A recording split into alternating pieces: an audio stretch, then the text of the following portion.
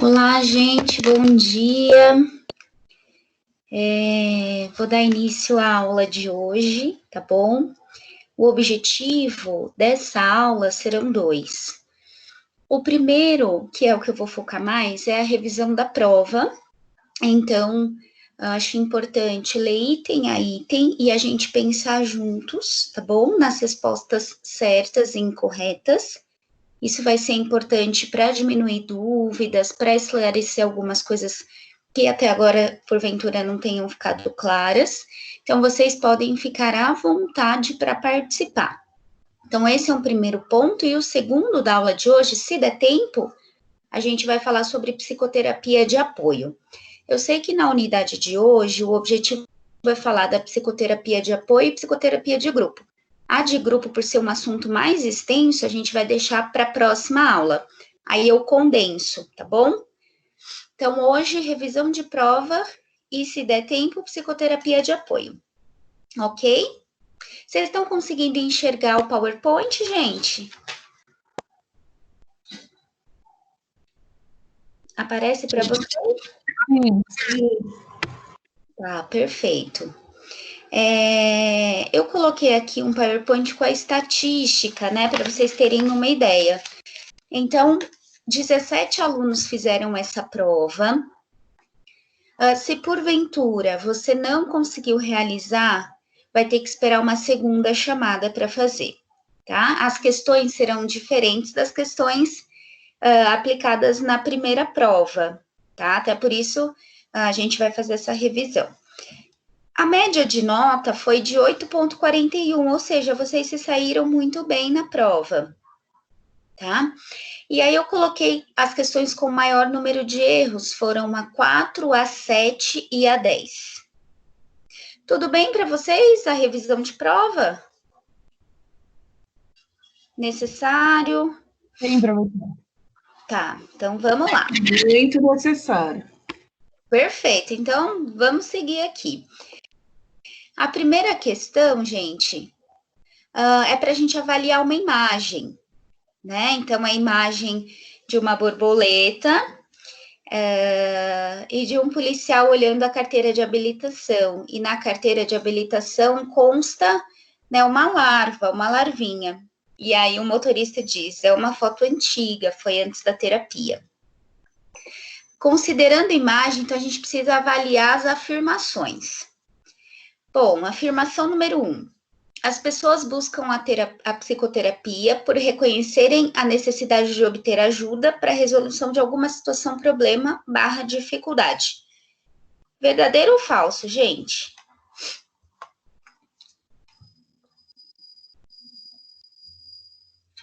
Vamos participar aí, vamos acordar. Verdadeiro ou falso? As pessoas buscam a psicoterapia para terem ajuda com alguma situação? Sim. Verdadeiro. Vamos para 2.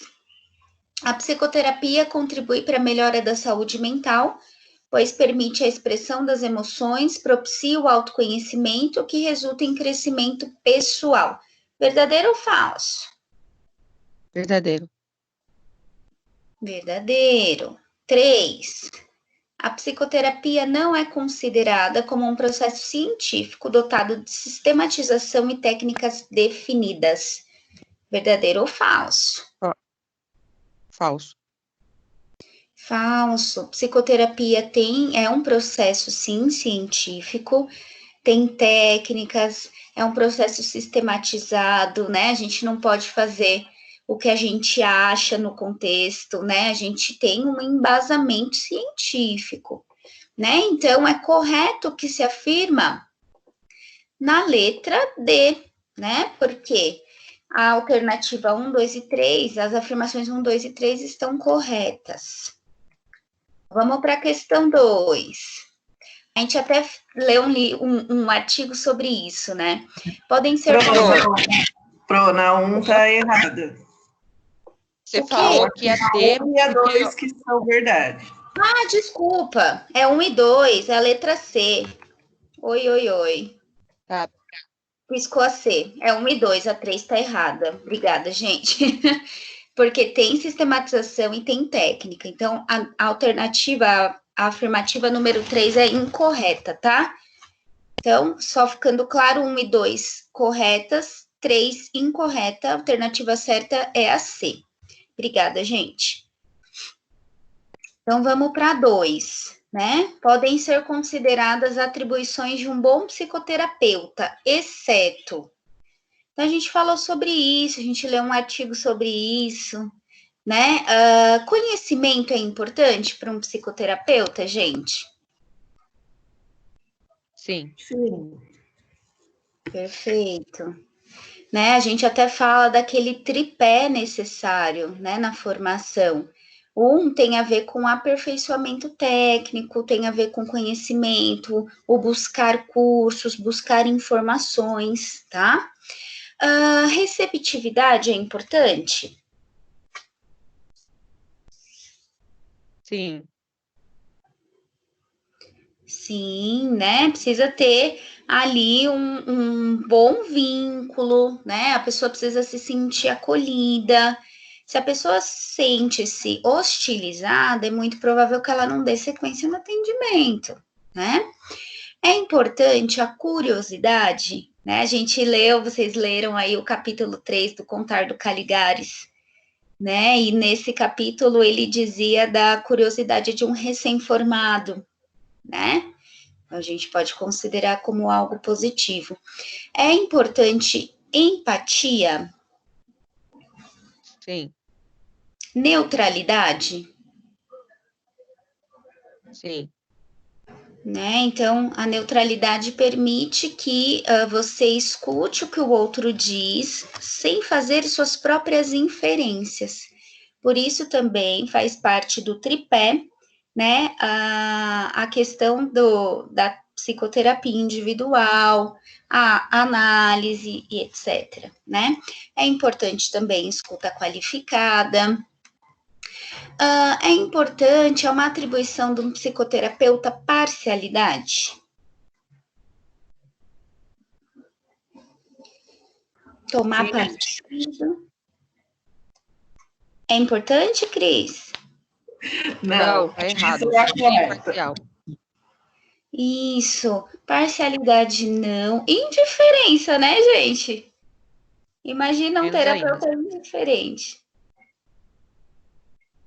Né? A pessoa, ela vai colocar suas questões no processo terapêutico, né? Geralmente, existem pacientes que já no início da psicoterapia conseguem colocar suas questões, e existem outros que levam maior tempo, né, que levam mais sessões para conseguir expor suas dificuldades, suas situações de crise, etc. Imagina, né, um psicoterapeuta indiferente, né, a pessoa está falando sobre suas questões e, né, não faz questionamentos, né, ou não oferece um suporte, de fato, não é uma boa atribuição, né? Então, na questão número 2, a gente pode considerar, né, a letra C, porque parcialidade e indiferença não são atribuições de um bom psicoterapeuta, pelo contrário, né? Atribuições de um bom psicoterapeuta perpassam por acolhimento, ética, o domínio da técnica, uma escuta qualificada, receptividade, curiosidade, conhecimento e etc. Tá? Ok nessa questão, gente? A alternativa correta, então, é a letra C. Tudo bem por aqui? Podemos avançar? Sim. Questão número 3, questões do Código de Ética, né? Então, vamos lá. O Código de Ética do Psicólogo estabelece padrões esperados quanto às práticas referendadas pela respectiva categoria profissional e pela sociedade. Analise as seguintes afirmativas. Primeira, é dever do psicólogo manter o sigilo? Verdadeiro ou falso, gente? Verdadeiro. Super, né? Uma das coisas que guia o nosso trabalho é a questão do sigilo profissional. 2.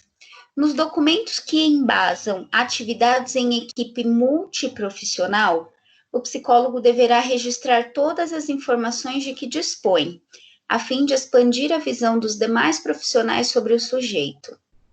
Na opinião de vocês, verdadeiro ou falso? Falso. Falso. E por quê, gente? O que não está batendo nessa afirmação? Tem que colocar só o necessário para o outro profissional saber o que cabe a ele. Legal, Suelen, exatamente, porque se a gente colocar absolutamente tudo que o paciente nos traz, a gente quebra o sigilo, né?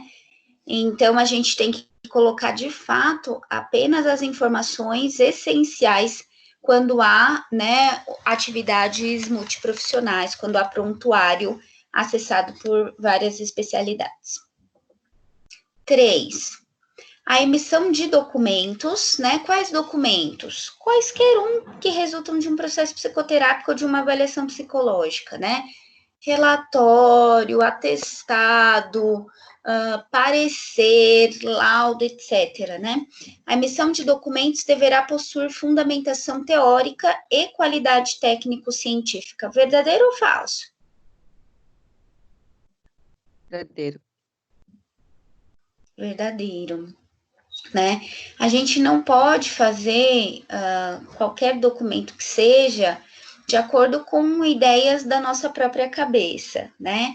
Os documentos, eles têm um passo a passo, inclusive, é uma resolução do CFP que fala sobre a produção, a elaboração dos documentos, né? É tão importante que, se o documento for pedido por outra instância, ele tem que ir neste formato. Então, tem que ter a identificação do profissional, identificação do paciente, tem que ter as informações corretas e necessárias, tem que ser datado, tem que ser assinado, tem que ter número de páginas, ou seja, há uma fundamentação, além da teórica, né, do que aquele documento se propõe a fazer, há técnico, tá bom? Então, até agora, primeira verdadeira, segunda falsa, terceira verdadeira. E vamos lá na quarta. O psicólogo deverá prestar serviços de qualidade em condições de trabalho dignas e apropriadas à natureza desses serviços, utilizando princípios, conhecimentos e técnicas reconhecidamente fundamentados na ciência psicológica, na ética e na legislação. Verdadeiro ou falso? Os verdadeiros. Verdadeiro.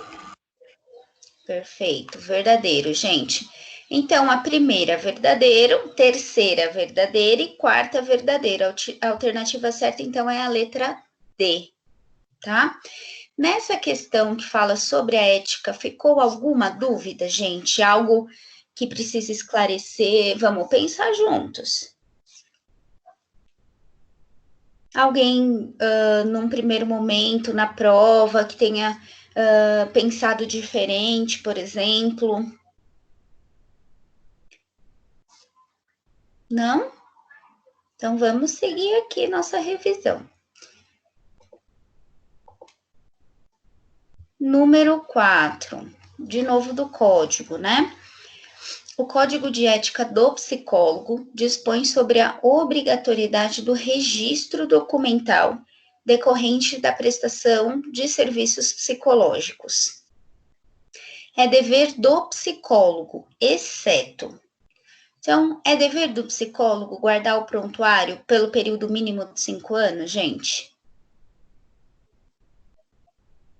É. Pelo menos 5 anos a gente tem que ter esse registro. O paciente passou comigo, teve alta, não voltou mais, e aí eu dei fim. Você pode responder por um processo ético, né? Caso faça isso, porque a gente tem a obrigação de guardar esse prontuário. Letra B. Em caso de demissão ou exoneração, o psicólogo deverá repassar todo o material ao psicólogo que vier a substituí-lo ou lacrá-lo para posterior utilização pelo psicólogo substituto. Na opinião de vocês, verdadeiro ou falso? Eu pensei que era verdadeiro, por causa de que se estiver trabalhando na UBS, igual você falou, tinha falado. Uhum. Não sei se está certo. Perfeito, Andréia. É verdadeiro sim, né? Se alguém sai de um serviço público ou sai de uma clínica que tem o serviço da psicologia, quem entrar no lugar, a gente precisa repassar esse material, porque aí o prontuário, ele não é do profissional, ele é do serviço, né? Se é atendimento particular, numa clínica particular, é uma coisa. Agora, se é um atendimento dentro de um local público, privado, mas que haja uma equipe, mas que haja uma continuidade do serviço, a gente precisa repassar esse material, porque qualquer documento que o paciente precisar, ele vai recorrer à instituição. Ele não vai recorrer ao psicólogo que o atendeu, ele vai recorrer à instituição. E é importante que os arquivos lá estejam, para daí a gente poder produzir algum documento que seja necessário, né? Então, vamos para a alternativa C. Em caso de extinção do serviço de psicologia, então não vai mais existir. O psicólogo responsável informará ao Conselho Regional de Psicologia que providenciará a destinação dos arquivos confidenciais, verdadeiro ou falso? Também pensei que era verdadeiro. Uhum. Tá, todos concordam com a Andréia nessa afirmação? Sim. Perfeito, gente. Em caso de extinção, então a gente tem o CFP, certo? Que é o que regula leis, pareceres, notas técnicas, e a gente tem os CRPs, que são os nossos conselhos regionais. Em São Paulo, o CRP tem algumas subsedes, tem subsede no interior, tem aqui da capital, que fica perto, enfim.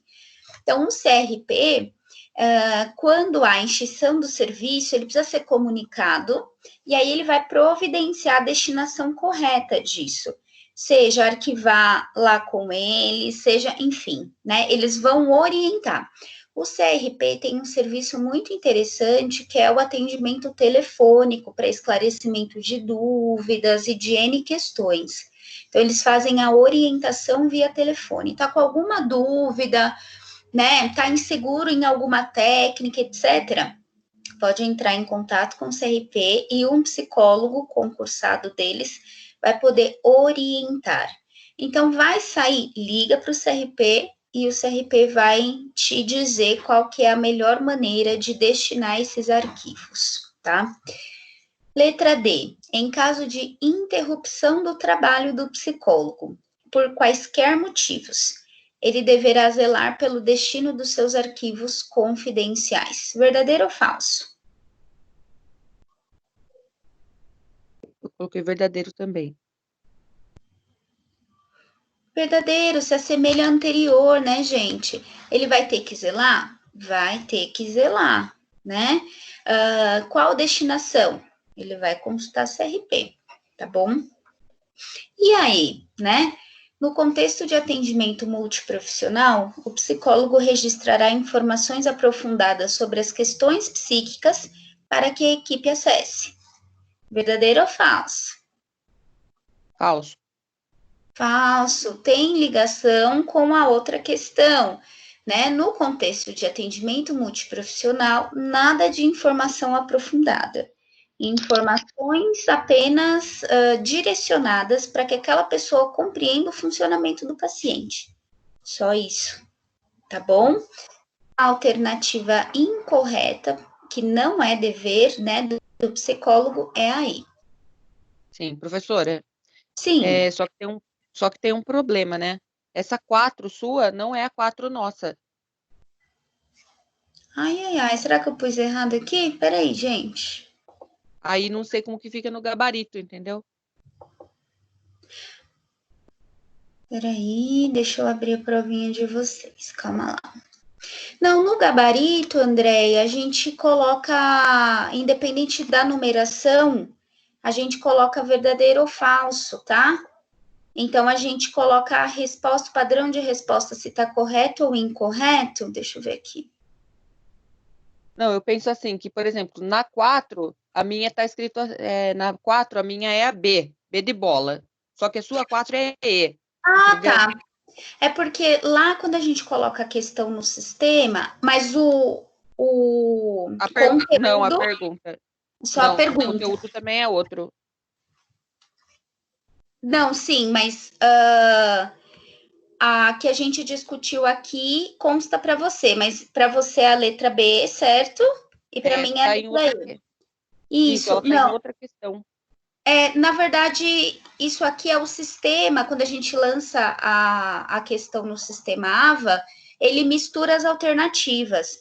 Mas lá ele Tá. tem um comando de qual é a correta e qual incorreta. Pode ficar tranquila. Entendi, Tá? ótimo. Muito obrigada, Pro. Imagina, ele mistura lá, tá bom? Professora, para mim essa 4 na minha prova foi a 8.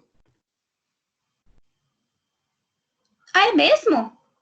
Então ele não só mistura as alternativas, ele mistura também as perguntas, a ordem das perguntas. Isso, é disso que eu tô falando. É a minha 8 também. Ah, que interessante, gente. Vocês estão me dizendo, mas independente da ordem da pergunta ou independente das alternativas, lá consta o comando correto, qual que é a afirmação correta, tá bom? Então não tem como confundir nesse sentido, tá? Ah, então tá. Mas as outras 1, 2 e 3 estavam. Tava certinho. Eu acho que eles fazem isso pra gente não colar, né, Pro? Eu tenho certeza, Cris. É para dificultar a vida de vocês. Mas vamos seguir, então. Vamos ver. A número 5, gente, era essa aqui, do texto Psicologia e Misticismo? Ou misturou também? Não, essa daí era a nossa 4. Ah, que interessante. Eu não sei por que Cargas d'Água cortou um pedaço aqui para mim. Então, eu vou pegar do meu arquivo e eu vou ler esse texto, tá bom? Cortou aí na transmissão. Então, ó, a 5, que daí era 4 de vocês, diz o seguinte: leia o seguinte trecho do texto: psicologia e misticismo não se misturam. Esse texto, ele estava lá no jornal Psi, tá? E que é um jornal produzido pelo CRP. Lá, gente, é bem legal, sempre que possível vocês darem uma olhada, porque eles lançam questões da atualidade que tenham a ver com a psicologia. Esse texto, embora seja um texto mais antigo, ele é super contemporâneo, né? Porque é uma coisa que a gente tem visualizado todos os dias, né? Então eu vou ler. A onda mística, que assola o país já há alguns anos, bateu as portas da psicologia, gerando conflitos no exercício profissional. Para se ter uma dimensão do problema, cerca de 25% dos processos no Conselho Regional de Psicologia de São Paulo são relativos a denúncias contra psicólogos que inserem práticas místicas ou não reconhecidas pela profissão em suas sessões psicoterápicas, comprometendo o trabalho psicológico e a imagem da profissão no Brasil. Os usuários, por representarem muitas vezes um público leigo, não denunciam, porque aceitam aquilo que o profissional oferece na sessão como psicologia. Por conta disso, acabamos identificando o problema muito mais claramente na publicidade feita por esses profissionais, que se promovem como psicólogos ligados a alguma prática mística, do que na denúncia de usuários, revela a coordenadora da Comissão de Ética do CRP, que é a Elisa Zanerato, lá da época, né? Então, considerando aí o trecho, gente, analise as afirmações. Número 1. A psicologia tem autorização para acessar práticas místicas, associar práticas místicas e religiosas no atendimento, uma vez que não compromete o andamento das sessões? O que vocês acham? Não. Gente, de modo algum, Não, né? De modo algum. O CRP, ele recebe muitos processos éticos por N questões, e esses processos, eles têm um andamento, né? Então, eles fazem a escuta do profissional, se o profissional estava no serviço, eles fazem a escuta do gestor do serviço, eles fazem a escuta do denunciante, é um processo longo, quando há uma abertura ética. Né? E essas práticas religiosas, olha só, gente, práticas místicas e religiosas. Então, o que isso significa? Às vezes, o jogar um tarô junto com uma sessão, né? Às vezes, a leitura lá de um baralho de emoções. Às vezes, aconselhamento pastoral, né? Junto. Isso tudo configura prática mística e religiosa. Isso não pode acontecer dentro do atendimento. Outra coisa que tem acontecido bastante também e que há uma confusão conceitual é a psicoterapia com sessões de coaching, né? Então, coaching não é a mesma coisa que a psicoterapia, né? Então, há muitos coaches e para ser coach, você pode fazer alguma formação, né? Você pode ser de qualquer área do conhecimento e você faz uma formação específica. Pode fazer? Pode. Mas o fazer a formação não significa que você tenha, né, todo o conhecimento técnico-científico da psicologia. São coisas diferentes, tá bom? São situações diferentes. Então, se houver a mistura, né, de prática mística, religiosa, atendimento de coach dentro do atendimento, isso pode instaurar um processo ético, tá bom? Então, a número 1 é falsa, porque a psicologia não tem autorização, de jeito nenhum. 2, há um aumento no número de denúncias de profissionais que incluem práticas místicas em suas sessões. Verdadeira ou falsa, gente? Eu achei verdadeiro. Exato. Vai dizendo aqui, né? No trecho que vai falando que muitas vezes o público em si, ele não faz a denúncia, né? Mas na publicidade dos profissionais, né? O CRP consegue instaurar um processo de investigação, tá? Então, ela é verdadeira. Número 3. A prática mística deturpa a imagem da profissão, na opinião de vocês? Sim. Exato, sem dúvida, né, gente? A nossa profissão, muitas vezes, ela já não é muito benquista, né? Existe uma série de rotulações que fazem. A prática mística só deixa ainda menos quista pela sociedade. Tem uma profissional que ela vai bastante nos programas de televisão, não sei se vocês a conhecem, chama Márcia Fernandes. Conheço, ela é muito louca. Ela é muito louca. Cris, qual é a formação da Márcia? Esses dias eu empreendi uma pesquisa, falei assim, puxa, qual a formação? Ela é psicóloga, né? E taróloga também. Ela não é, então.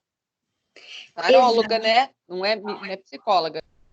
Ela é taróloga. Gente, mas se vocês jogarem uma busca, vocês vão encontrar associações da Márcia Fernandes à psicologia. Não ela se intitulando, as pessoas intitulando, porque em vários momentos ela grava vídeos de aconselhamento, né? Ela até participa, acho que, de um programa de rádio, e aí ela faz aconselhamentos. E muitas vezes as pessoas confundem esses aconselhamentos com atendimento psicológico. Gente, uma coisa tem nada a ver com a outra.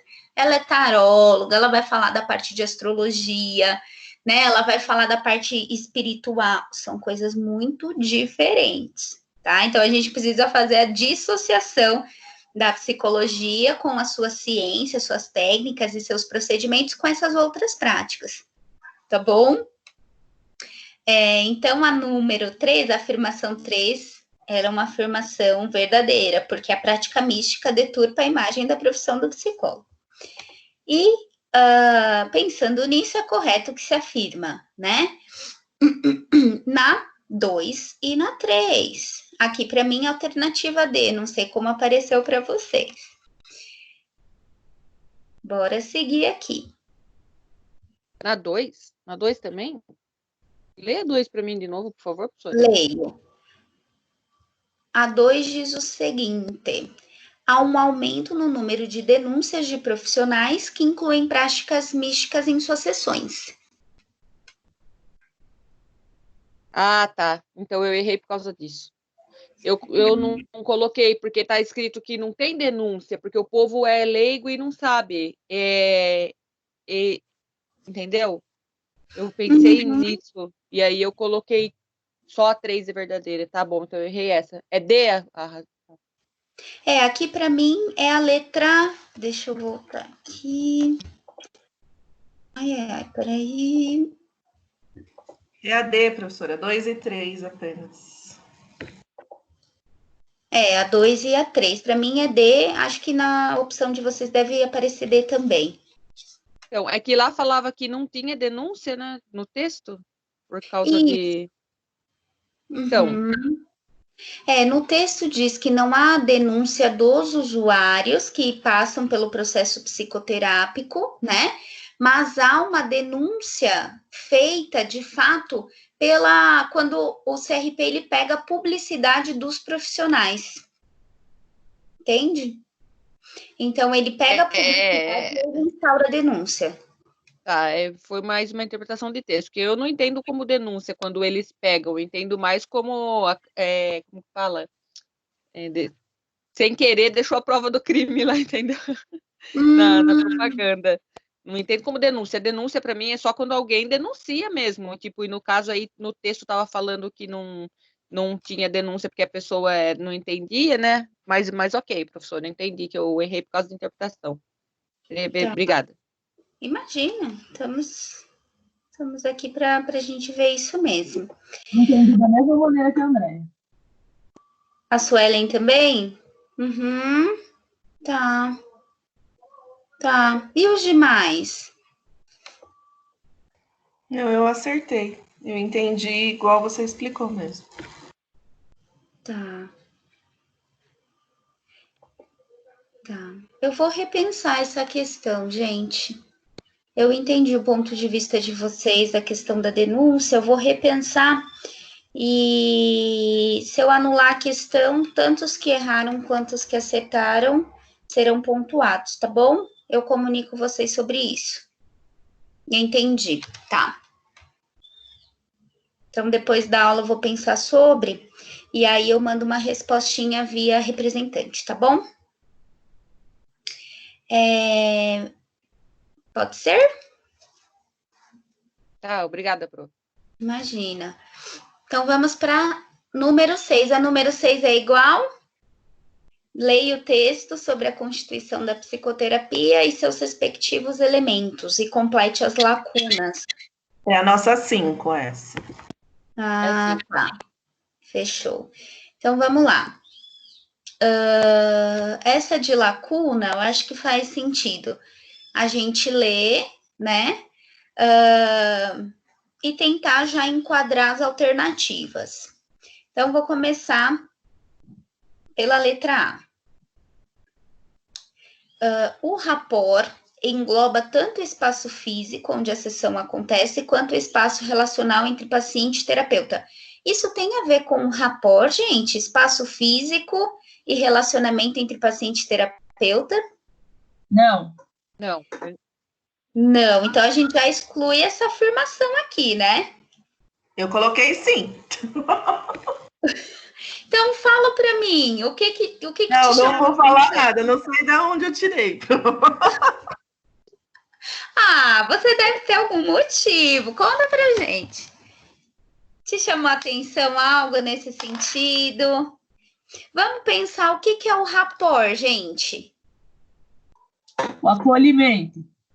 Isso, o rapport é o acolhimento, né? Então, o rapport, ele não vai englobar o espaço físico, ele vai englobar um acolhimento, uma quebra de gelo no atendimento, né?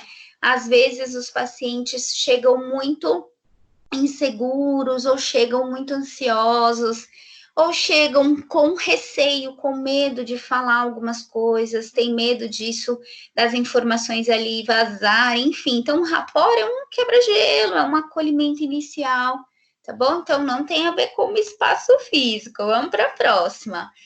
Vamos pensar junto, ó. O setting engloba tanto o espaço físico onde a sessão acontece, quanto o espaço relacional entre paciente e terapeuta. Condiz? Pode ser. Pode ser setting ou pode ser enquadre. Tá.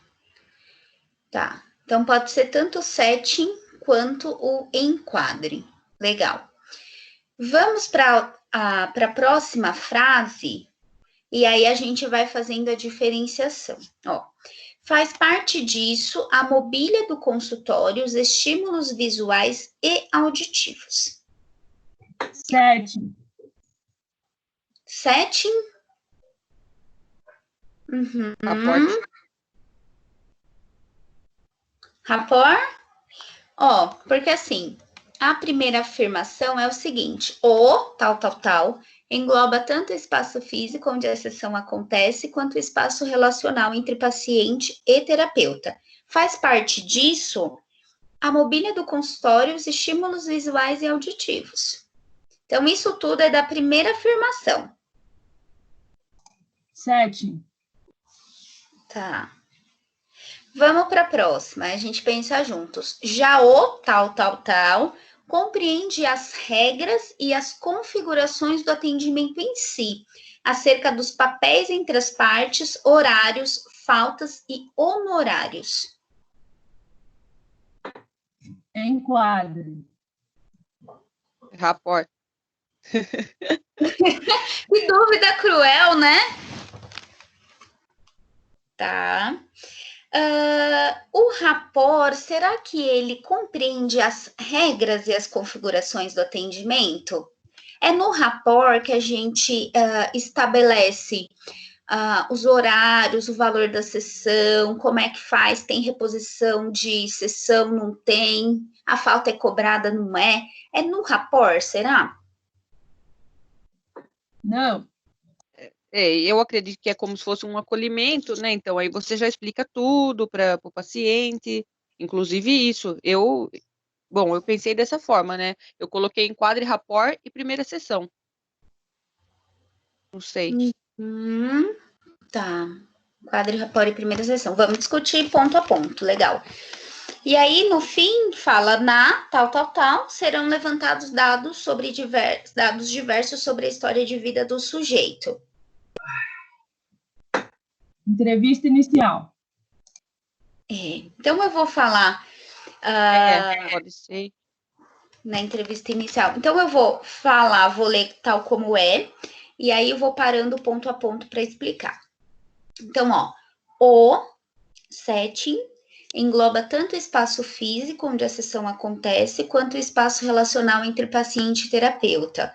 Faz parte disso a mobília do consultório, os estímulos visuais e auditivos.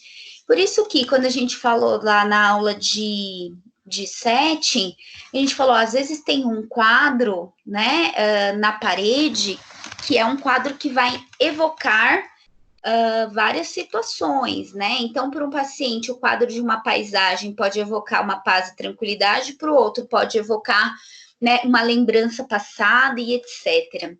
Por isso, tão importante a gente ter cuidado com os estímulos visuais que a gente deixa na sala, né? Por isso que é importante, e alguns usuários têm dificuldade quando há mudança na mobília do consultório ou na disposição dos móveis, tá? Então, a gente tem que cuidar do setting? Tem. Então, o setting tem a ver tanto com o espaço físico, quanto a relação entre paciente e terapeuta. Nesse sentido, o rapport, gente, é um acolhimento, né? O rapport é um quebra-gelo. O rapport é que vai fazer com que o paciente no atendimento, seja na primeira sessão, seja nas demais, ele se sinta seguro o suficiente para expor suas questões, tá? Por isso que eu confundi. eu acreditei que o espaço físico também faça parte desse acolhimento, entende? Entendi. O espaço físico, ele tem a ver com o setting. Eu hoje estava pensando, né, falei assim, puxa, hoje eu vou dar aula num setting diferente, porque eu estou em um outro cômodo da casa, né, até brinquei. Na questão do setting, eu vou falar sobre isso. Então, hoje a aula está num outro setting, porque olha aqui o fundo. Eu não tinha ainda dado aula aqui, né? Então, o setting é espaço físico. Não aparece, para mim só está aparecendo o slide. Ah, tá. Mas o enquadre também pode ser, não pode? O enquadre, não, o enquadre é o contrato. Então, sabe por quê? Porque eu fiz um resumo do AVA, e no AVA tá assim, o enquadre ou setting é a junção dos procedimentos e normas que permitem o processo psicanalítico. Então, eu achei que os dois fossem a mesma coisa com nome diferente. Você entendeu? Entendi, não, são coisas diferentes, né? O enquadre, isso você fala do livro único? Isso, do AVA. Do AVA. De fato, depois eu vou dar uma olhada no capítulo, mas assim, enquadre, ele tem a ver com um contrato terapêutico. No enquadre são as regras, as configurações do atendimento, os papéis entre as partes. É no enquadre que se estabelece o horário da sessão, né? No enquadre que se estabelece o horário, duração, falta, reposição, o valor que vai ser cobrado por atendimento. Isso tudo, essa parte, poderia dizer, mais burocrática, é o enquadre. Então, setting é um, enquadre é outro, são coisas diferentes. Ok. Tá? E, pensando nisso, na entrevista inicial, são levantados dados sobre a história de vida do sujeito. Né? Então, a alternativa que vai trabalhar esses 3 pontos é a alternativa a letra B. Não sei se é a mesma letra que aparece para vocês. Então, é setting, enquadre e entrevista inicial. Mas legal essas dúvidas, isso eu também vou checar lá no livro único, porque se constar como a mesma coisa, eu até tenho que fazer um adendo no material, para correção do material, porque são coisas diferentes mesmo. Tá bom? Nessa questão, alguma dúvida, gente? Ou podemos avançar aqui?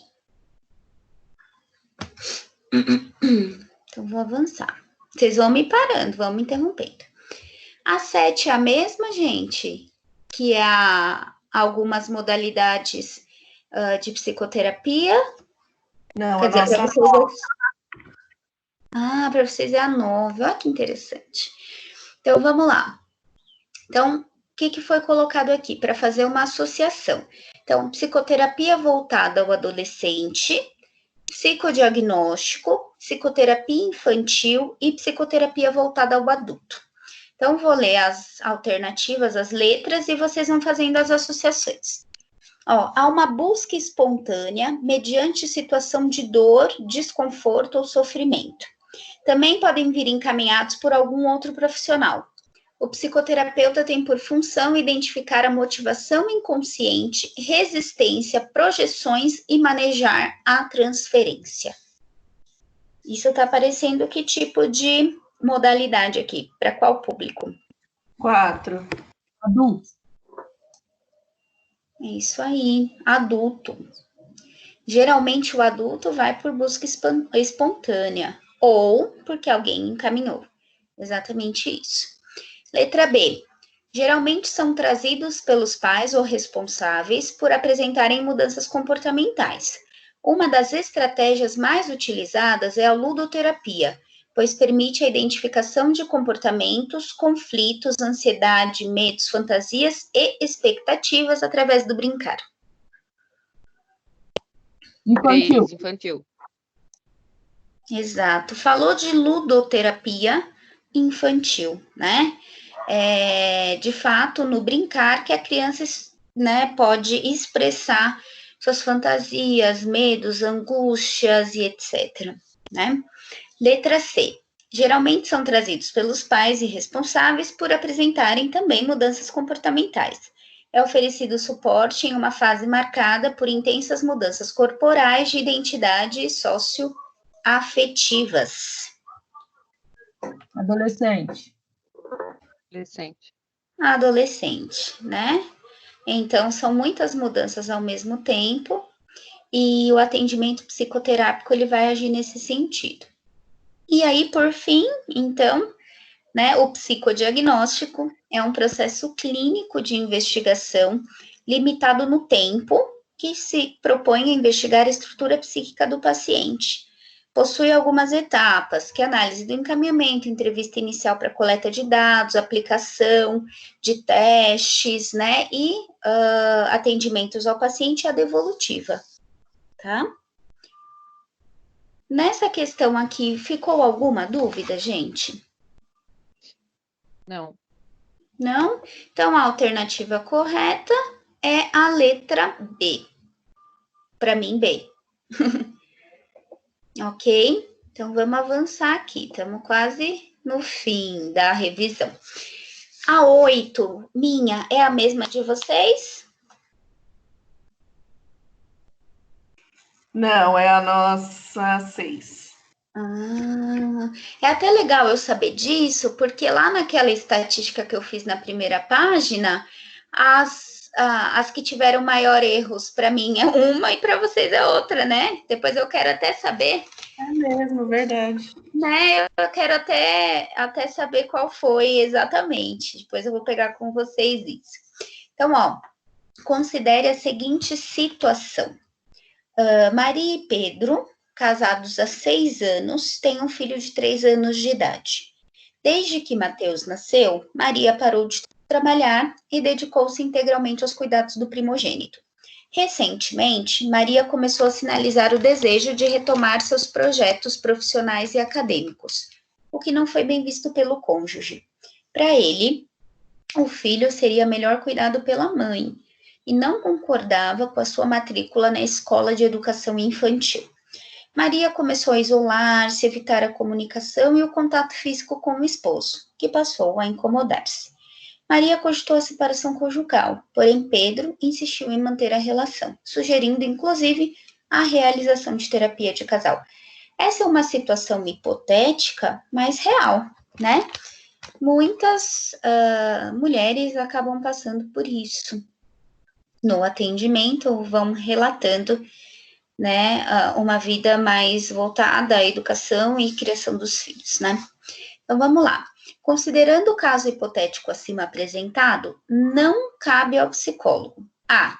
Favorecer o diálogo entre o casal? O que vocês acham? Certo. Né? Cabe, então tá certa a alternativa. B. Permitir a expressão individual das emoções? Certa também. Certa também, né? É importante que, embora numa terapia de casal, que cada uma das partes possa expressar os seus incômodos, seus desejos, suas expectativas, etc. C. Propiciar a exposição de desejos e necessidades dos cônjuges. Sim. Falando sobre isso, sim, é importante. Cabe ao psicólogo isso. Cabe ao psicólogo, letra D, sugerir o casal a melhor decisão a ser tomada? Não. Não. Não, gente. Não cabe a gente dizer o que o outro tem que fazer, né? O outro, ele vai ter que refletir sobre as suas próprias questões e aí sim avançar na tomada de decisão, tá? E a letra E, construir uma ação conjunta com o casal, definindo problemas e as possibilidades de mudança, né? Essa é uma das estratégias, de fato, do terapeuta de casal. Então, a letra D de dado, para mim, está incorreta, né? Não cabe a gente sugerir nada e nenhuma decisão a ser tomada.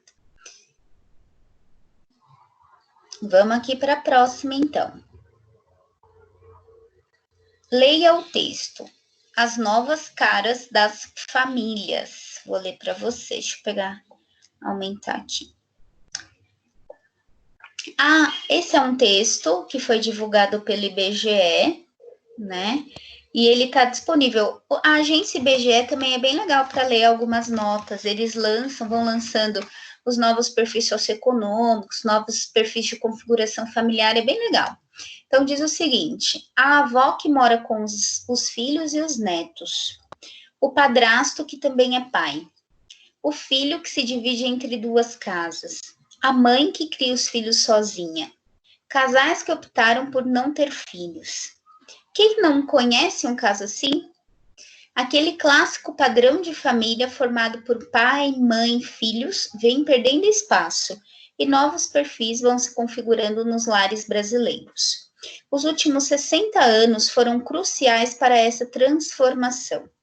A entrada da mulher no mercado de trabalho, a queda da taxa de fecundidade, a legalização do divórcio e a onda dos recasamentos provocaram mudanças estruturais no seio familiar, o que tem levantado discussões sobre o que é família, né? Então, diante desse texto, a gente vai analisar as afirmativas. Primeira, a psicoterapia familiar é indicada para famílias que apresentam uma situação de crise ou passam por uma mudança no arranjo? Verdadeiro ou falso? Verdadeiro. É verdadeiro, né? A gente falou sobre isso nas aulas, a gente trouxe a mudança, né, na estrutura, às vezes a chegada de uma criança, às vezes, né, a entrada dos filhos no período da adolescência, às vezes a mudança de estado, de país, de cidade, traz situação de crise, né? Ou então as famílias têm uma mudança nesse arranjo, tem que fazer um rearranjo. Então, é verdadeiro. B. 2, né? As famílias nucleares tradicionais não perderam seu espaço e estão em constante crescimento. Verdadeiro. Tá? Todos concordam?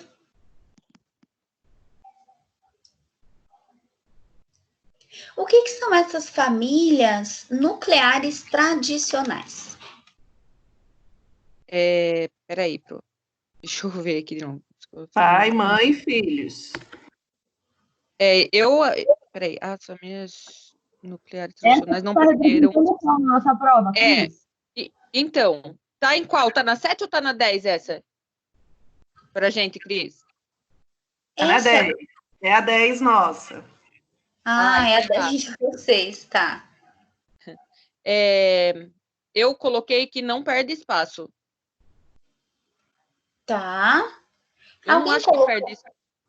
Aham. Mas isso baseado no texto.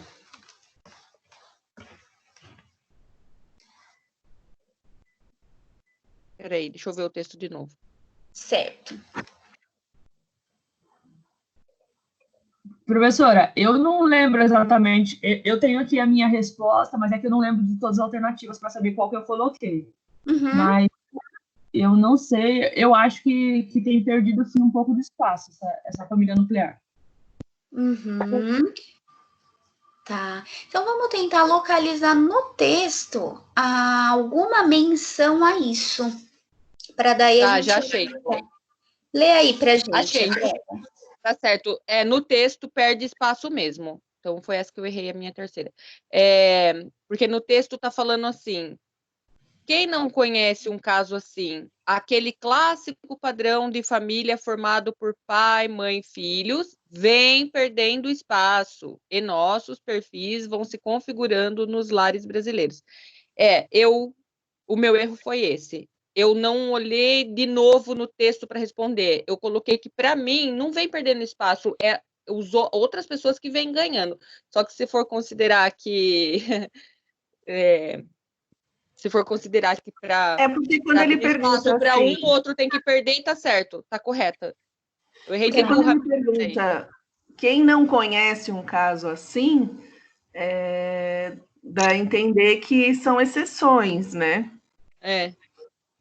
Exceções? Será?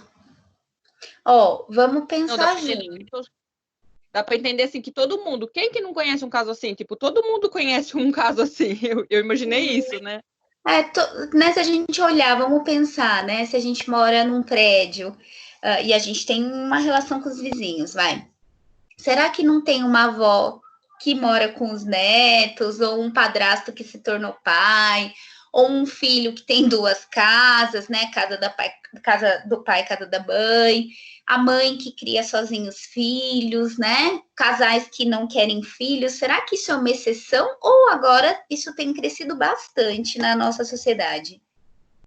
Ah, cresceu, tá praticamente normal, comum já tá tudo certo, entendeu? Em relação a isso. É a 10, nossa, é a 10, Cris. É a 10. Eu acho que cresceu, mas é igual a André falou, não tira o lugar da outra, entendeu? Eu acho que são coisas distintas. O crescimento de uma não diminui a outra. Eu acho que, né? Bom, não sei. É que pelo Vamos texto, pensar. mas tá certo, eu depois, se é a Mas 10, agora que a Andrea leu aí no texto, tá falando no texto que não vem perdendo espaço e os novos perfis. Foi falta de leitura mesmo. mas tá. Não, mas eu acho que é uma discussão super válida para a gente, porque vamos pensar que na universidade a gente vai ter conteúdos teóricos, mas esses conteúdos vão nos servir para a prática clínica, né?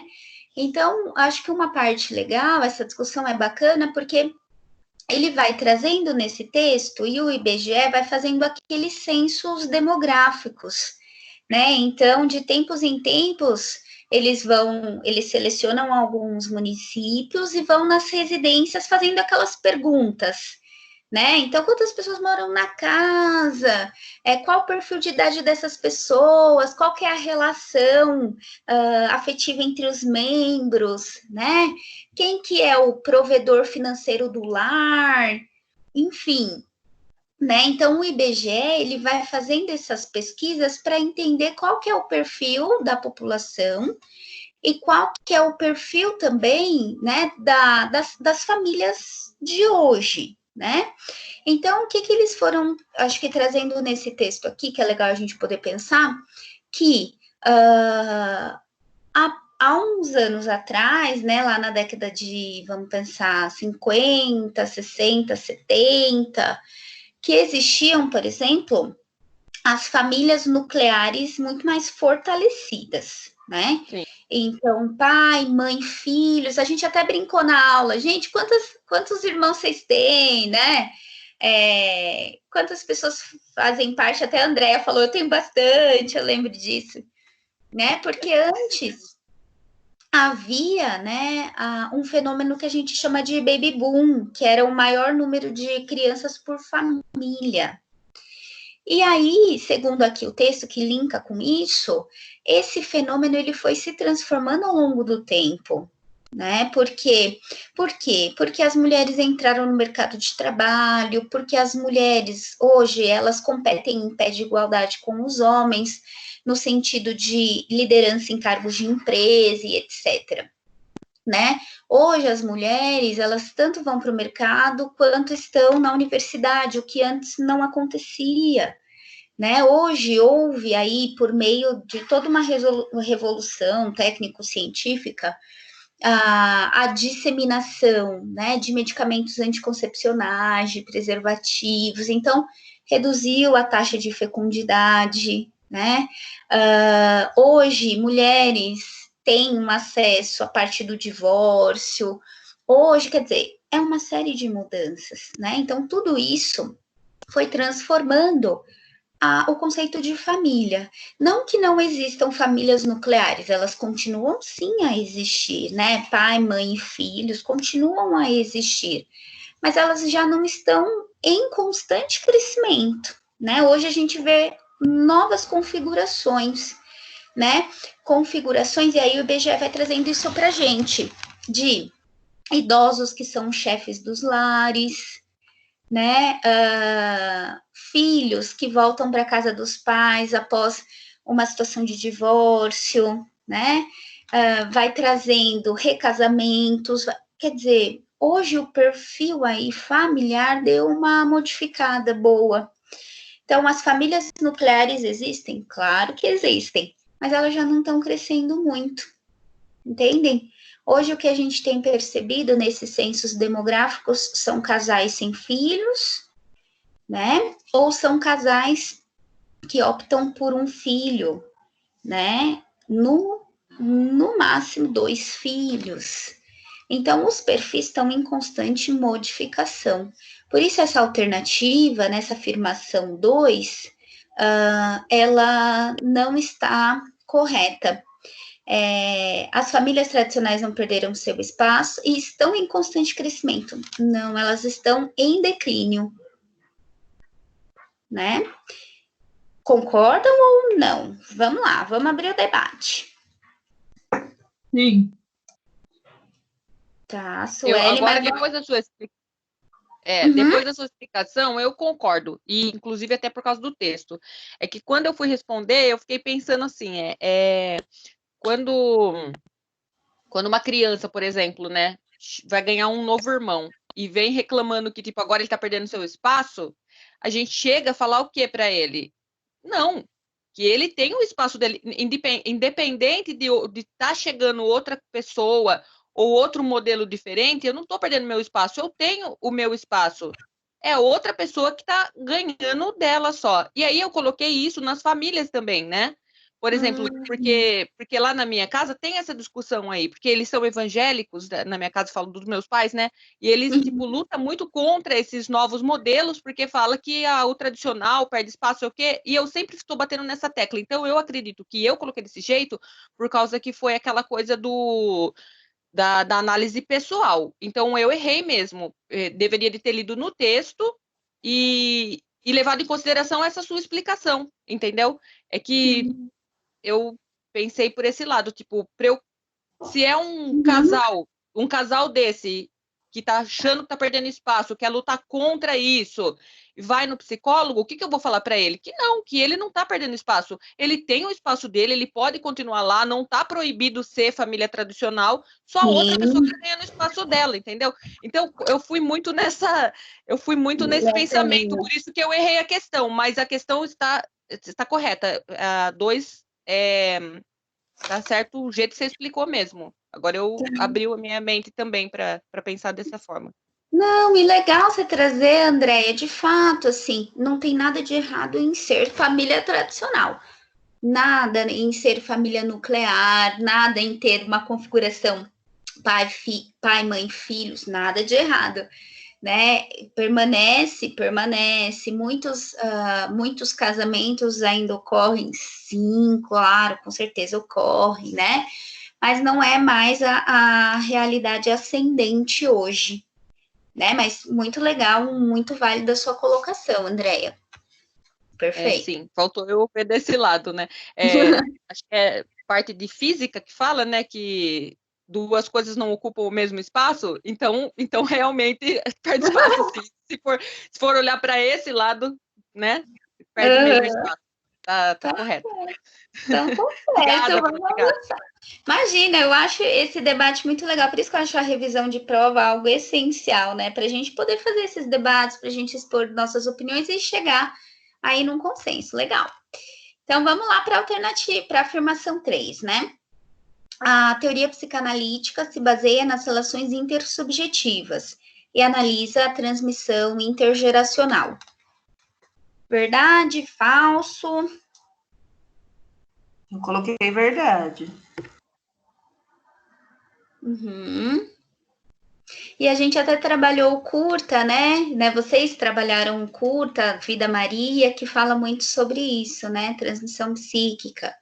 Então, gente, é verdadeira. A teoria psicanalítica ela vai se basear nessas relações intersubjetivas, sim.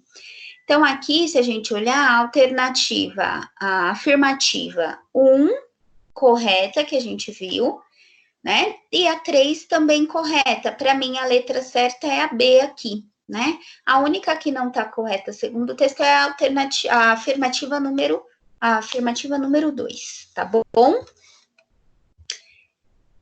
Então, vamos avançar para a última, que para mim é 10 e para vocês não. É outro número, É né? 7. Para vocês é a 7. A 10, então, só para ter uma ideia, meninas, só abrem aqui para mim. A 10 de vocês é a que a gente falou agora há pouco. É isso, agora. né? Isso, foi a anterior a essa que você colocou, a 9. Tá, as novas caras das famílias. Tá. Essa era 7 para mim. Eita, nós. Tá, então. A 7 é essa que ela está agora no momento. Essa é a 7. É. Isso. Ah, tá. Não, obrigada. Então, ó, analise a tirinha que retrata um desastre que provocou uma série de impactos à vida e o ambiente da cidade de Brumadinho, em Minas Gerais. Então, na imagem vai mostrando um garotinho, né, com o pai. E ele diz assim: o que tem nessa lama, pai? E o pai diz: desrespeito à vida. Né? Então, tem um mar de lama ali, né? Analise as afirmações acerca da atuação direta do psicólogo no contexto de desastre e emergência. Primeira, cabe ao psicólogo, gente, oferecer suporte emocional diretamente à vítima, oferecendo escuta atenta e sensível ao sofrimento? Sim. Exato, sim, cabe a gente, né? 2. Prestar apoio à comunidade, fortalecendo a construção da autonomia? Sim. Sim. Todos concordam? Sim? Perfeito. A gente vai oferecer, sim, um apoio, vai fortalecer a reconstrução da autonomia, né? Vai fortalecer os novos arranjos que essa comunidade precisa fazer.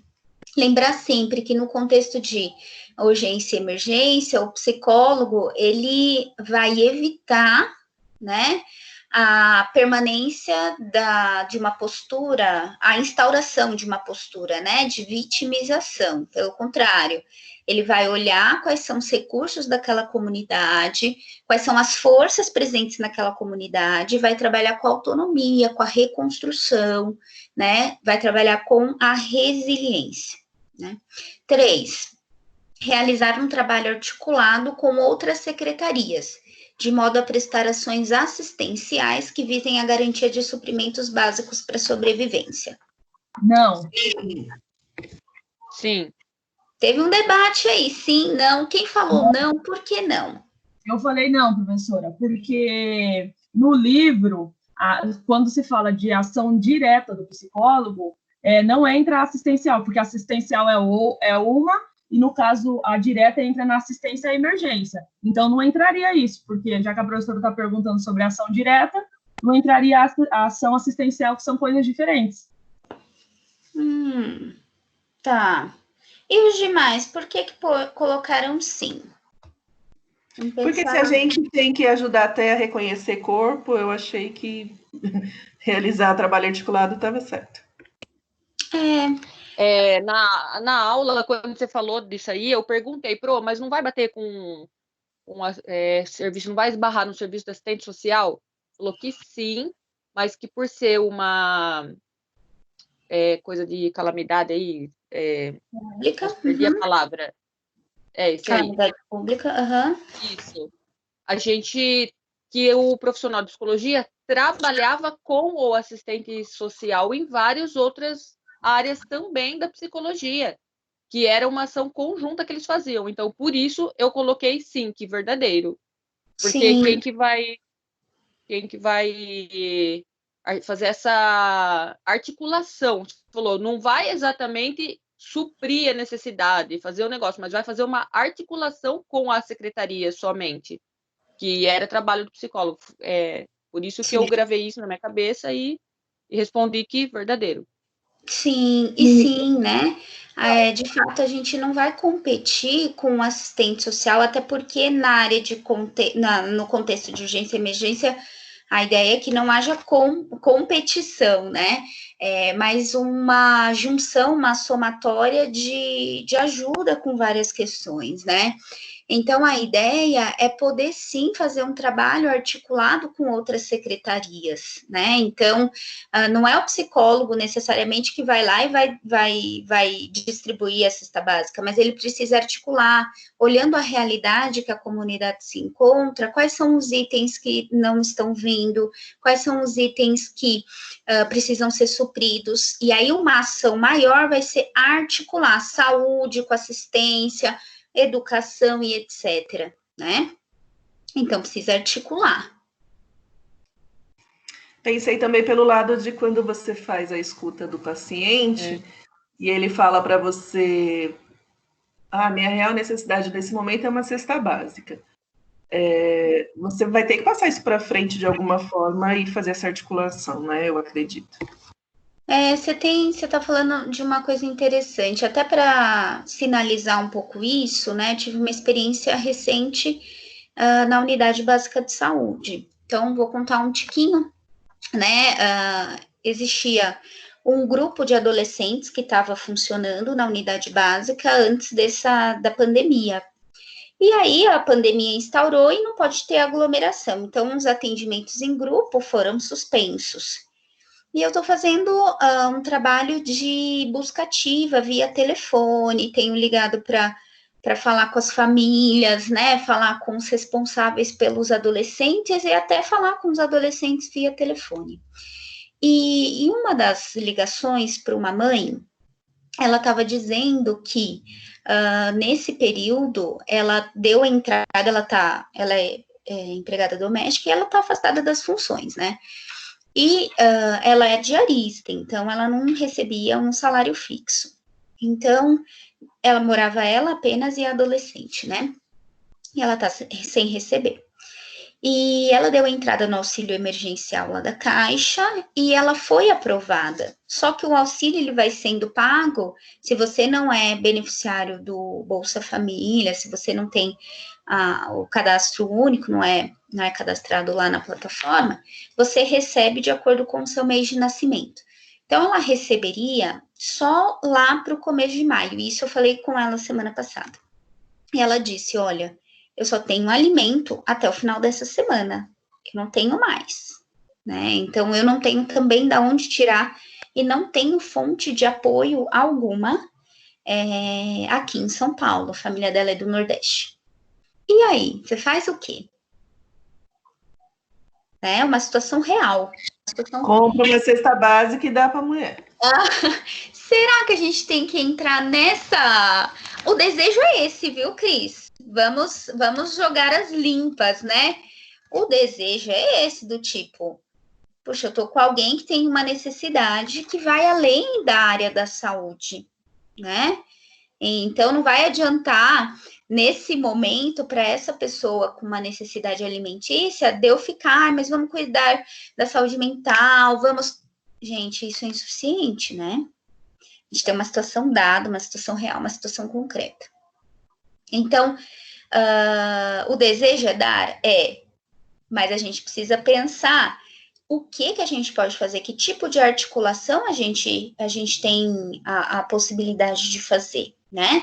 Óbvio, dentro de um serviço público, existem várias secretarias, né? Eu estou alocada na Secretaria da Saúde, mas tem a Secretaria de Assistência Social. E aí eu fiz um contato com a Secretaria de Assistência, expliquei o caso, passei o telefone, e eles fariam uma visita para a doação de cesta básica, né? Então, assim, eu poderia fazer, né? Eticamente, não seria adequado, certo? Mas eu também não poderia desligar o telefone e falar, bom, a parte da saúde eu fiz. Eu liguei, chequei, tá tudo certo, saúde mental tá ok, e só. Não, né? Eu preciso articular com uma outra secretaria. Eu não iria entregar a cesta, mas a secretaria responsável teria que fazer esse trabalho, né? Identificar os fatores de risco, identificar, né, os passos a serem tomados, identificar, para além disso, se essa adolescente não teria aí perfil para ser cadastrada no Bolsa Família, por exemplo, para verificar se essa adolescente não seria interessante realizar cursos profissionalizantes, quer dizer, né, de uma situação, a gente tem que abrir, ampliar o olhar, né? Situação de pandemia não deixa de ser também uma situação de crise, né, gente? Não deixa de ser uma situação, um contexto de emergência, né? Então, a gente precisa também articular com outras secretarias. Professora? Eu tô com umas partes aqui, eu vou ler rapidinho para questionar o porquê eu não concordo com as respostas. Pode até estar certa, mas eu não concordei pelo seguinte. Quando a professora perguntou assim, analise as informações acerca da atuação direta do psicólogo no contexto de emergência, eu falo que entra só a questão 1 e 2 pelo seguinte, no livro, na página 86, está dizendo assim, referente à ação indireta. Aí ele fala que é cooperar com as unidades básicas de saúde, no centro de referências, realizando atividades junto com as escolas, a comunidade, articulando com outras secretarias. E nenhum dos slides da professora, a professora colocou a mesma coisa, a ação indireta do psicólogo. E aqui fala assim, ó, articulação com a rede de assistência social e saúde para pensar em estratégias macro relacionadas a situações de desastre, numa das partes dos slides que a professora passou para a gente. Então, quando fala assim, que é para analisar a atuação direta do psicólogo, eu não acho que a 3 entra, porque ela está na parte da atuação indireta do psicólogo, tanto no livro quanto nos slides que a professora passou. Então, se fosse assim, analisar acerca da atuação do psicólogo no contexto de desastre e emergência, aí eu acredito que estava correta. Agora, na parte direta, eu acho que está divergente do livro. Não sei, posso estar errada, mas está assim no livro. Tá, no livro, eu estou dando uma olhada aqui na página 85, que vai falando da ação direta, né? Deixa eu ler esse pedaço, vamos pensar juntos. Ó, a ação indireta, professora. Oi? A indireta está na 86. Vamos ler a direta, depois a gente vai passando para a indireta, sim. Então, ó, a ação direta é o atendimento às vítimas e ocorre por meio da escuta atenta e sensível ao sofrimento, entrevistas de apoio, podendo ser necessário que o psicólogo desempenhe o papel de portador de informações básicas e precisas que possam ajudar a pessoa a se situar e se orientar diante da situação de caos. No entanto, as questões de ordem prática, quando a água e a energia serão restabelecidas, etc., são de fundamental importância para a retomada de uma rotina e das condições básicas de subsistência, o que favorece a reconstrução do equilíbrio psíquico e emocional. Então, aqui, se a gente for pensar, ele já faz menção, né, na ação direta, a importância que há no restabelecimento de situações básicas, né, de alimento, energia, higiene, né? Agora, vamos ler a ação indireta. Já a ação indireta diz respeito à participação na formação e preparação psicológica dos agentes que trabalham diretamente na resposta às diversas ocorrências, podendo ser voluntários ou funcionários de órgãos públicos, por exemplo, né? Então, ó, exemplificando aqui, o psicólogo pode desenvolver e aplicar treinamento a profissionais que irão trabalhar antes ou imediatamente após a ocorrência do desastre ou da tragédia, né? Então, se a gente for pensar, Suelen, aqui na ação direta, cabe uma intervenção em rede. E na ação indireta, a gente faz o treinamento e etc., para oferecer esse suporte. Entende? Deixa eu dar uma olhada no slide também, a gente já pensa junto. Vamos lá. Pera lá. Direta seria direta com o paciente e indireta seria através de outros profissionais que vão cuidar do paciente. Isso, exatamente. No slide, o papel que é o slide número 4, que fala o papel do psicólogo em contexto de desastre, fala que tem algumas ações a serem desenvolvidas. Tem uma assistencial, que é essa do suprimento, né? Tem a ação direta, que é o apoio, assistência à família, auxílio no reconhecimento dos corpos, apoio em lutar, fortalecimento da comunidade, autonomia. Eu entendi o que você está dizendo, só que eu entendi o que você está dizendo. Mais para baixo, professora, tá assim, ó, ação direta do psicólogo. Logo depois dessa partinha que a professora leu. Dá uma olhadinha aí nos slides. Participar na formação e preparação dos agentes, que vão estar na linha de frente, e articular com a rede de assistência e saúde para pensar em estratégias macro. Talvez eu não tenha especificado legal, Suelen. Quando eu falo de estratégias macro, não é estratégia de provimento de suprimento, porque é uma estratégia básica, é micro. A macro é poder pensar a longo prazo, né? Como é que ficam essas famílias depois do primeiro mês da tragédia, segundo mês, terceiro mês, né? O que elas podem contar.